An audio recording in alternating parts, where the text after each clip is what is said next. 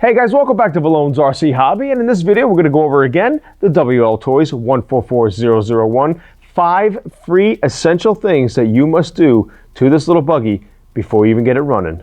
Let's get to it.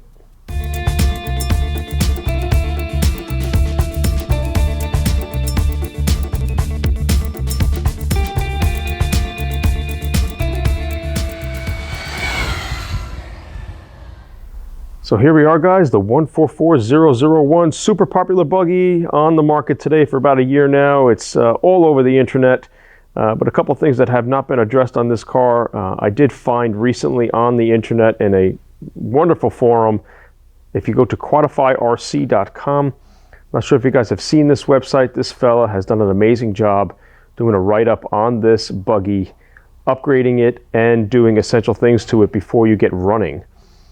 So this video was inspired by this guy. Hats off to him. So I'm here to basically put it into a video form and show it to you in a condensed format. Beyond RC also did a video on this as well in 2 parts. So, but I'm here to do it in one part here and condense it down for you and show you exactly what you need to do. All right, so number 1, in no particular order, the essential things that you must do before you run your 144001. And that is, of course, take a look at your shocks. When you take the car out of the box, this is the first thing people do, is they want to press on the shocks, right? So what I noticed was, and this is probably, I think, version 3 of this buggy. I had a couple earlier ones that did not have this issue, but they seem to be overfilling the shocks with oil. So what I noticed was, once I put the car down and I pressed on the car and pushed it down, I was noticing some pressure. The car did not want to go down to the floor. So like right now I'm going down to the top of the table here. And that's because I've already adjusted the shocks.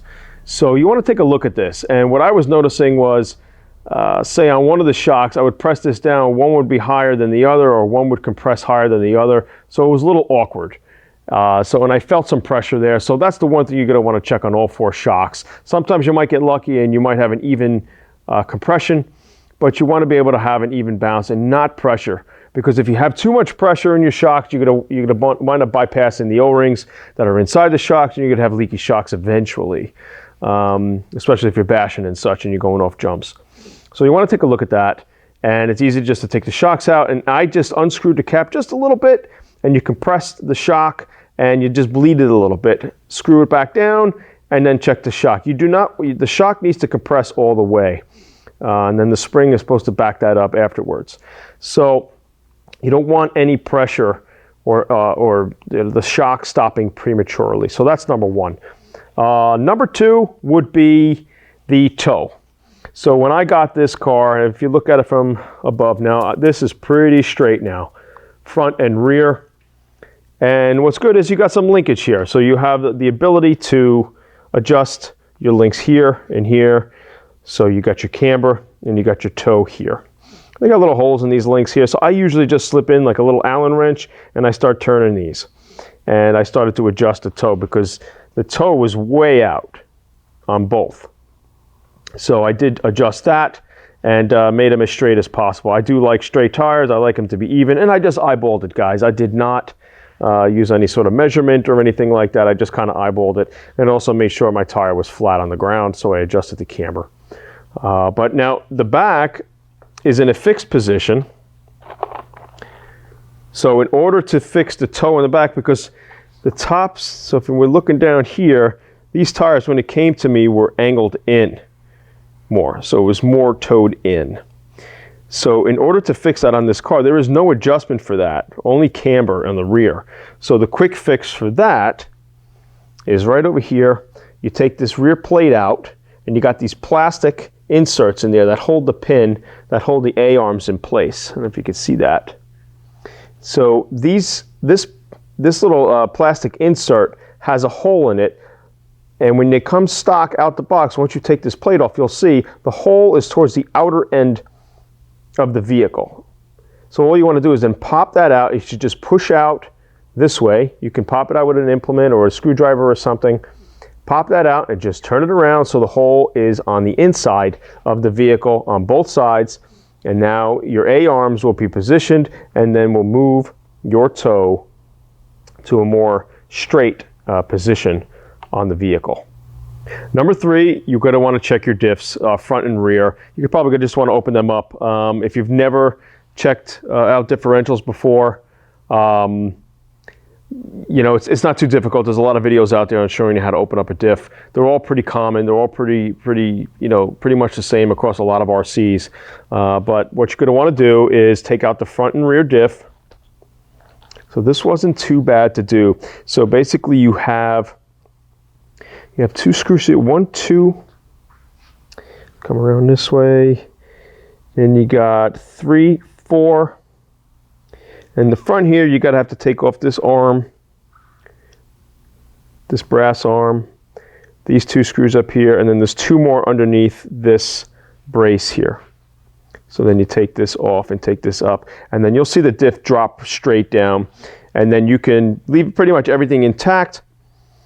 And you should be able to, maneuver the diff out, disconnect the dog bones, and just move it out and unscrew the diff. And there's really not much grease in these diffs, so you're going to want to put some heavy grease in there, or any kind of grease, to be honest with you. I have some wheel bearing grease here in my Volkswagen shop, and I actually put those in. It's even the red grease, bearing grease, which is pretty thick. And I did throw them in there, and based off of the website that I was getting this information from, you pack those diffs pretty, really well. It's going to really improve the performance of this, and it's actually going to quiet the car down as well. It's not going to sound so geary. So I really like that. So I did front and rear. The rear's a little easier to do. It's not as complicated as, say, what it is up here. And then you just reverse the steps to put everything back together. And then in the rear, you're going to do the same thing. There's about 6 screws or so, and they're small. Please be careful.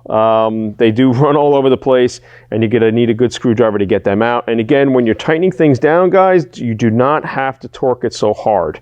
You just, you just stop when you stop. When that screw stops, you stop. Because if you force it anymore, you're going to strip it. So, but just like the front here, you got to take these 2 out. 1, 2, 3, 4. And then you got the rest on the diff itself. And again, it should just drop, it'll drop straight down, boom. Because you got this half of the cup up here of the diff housing that'll stay up, and then the bottom will drop straight down. So that's what's pretty cool. Again, pull it right out, take the 4 little screws out of the diff, and then open that up and pack it with grease. Okay, and number 4, you're going to want to install some droop screws. Some M3 droop screws, about, 6, 7, 8 millimeters long. They could be hex head, they could be Phillips, or whatever even kind of screws you have in your arsenal. If you have some, even some Tamiya screws might work, even if they're sheet metal screws, as long as they're going to fit in these holes here. Let's see if I can zoom in here for you. There's one right there. Whoops, let me back up. Okay, right here. I have a droop screw, and that has a hex head on it. This came in one of my kits that I had for my DHK Maximus, a screw kit that I bought. And again, it's like an M3 screw, and it screws right into that little hole there. And then what that does is, if you can see, I'll raise it here. See the screw sticking out at the bottom there, right over here by my thumb. All right, and that stops, the screw comes down and then hits the bottom, hits your chassis, and stops the A-arms from dropping further down. Because the further they drop down, the angle, if the angle's further down, it puts some strain on the dog bones, okay, and the drive shafts and whatnot. And what a lot of people are doing is they're running the car up in the air, and when they hit the gas, these arms are on such a sharp angle that they can put some strain on things. But that's pretty much for that. I mean, as the car is down on the ground, it levels itself out, so you don't really have to worry too much about that. But it's just kind of like when you raise it off the ground and you run it, you could run into a little issue there. So put some strain on the gearbox and on your axles and such. So something to do there. I do it front and rear. This is also off that website that I mentioned. Let's see, where are we here? Oh, there we go.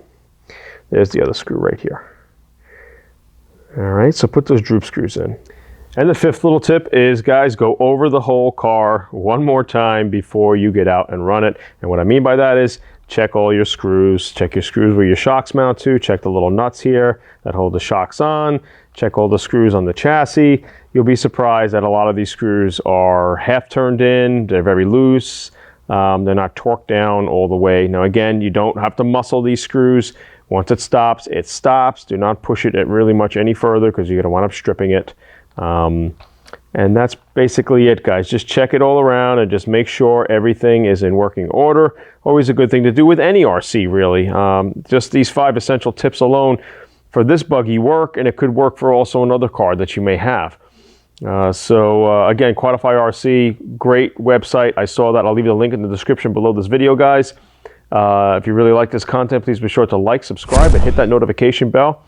And I'm going to be continuing to bring you videos like this each and every week when it comes to the hobby of RC.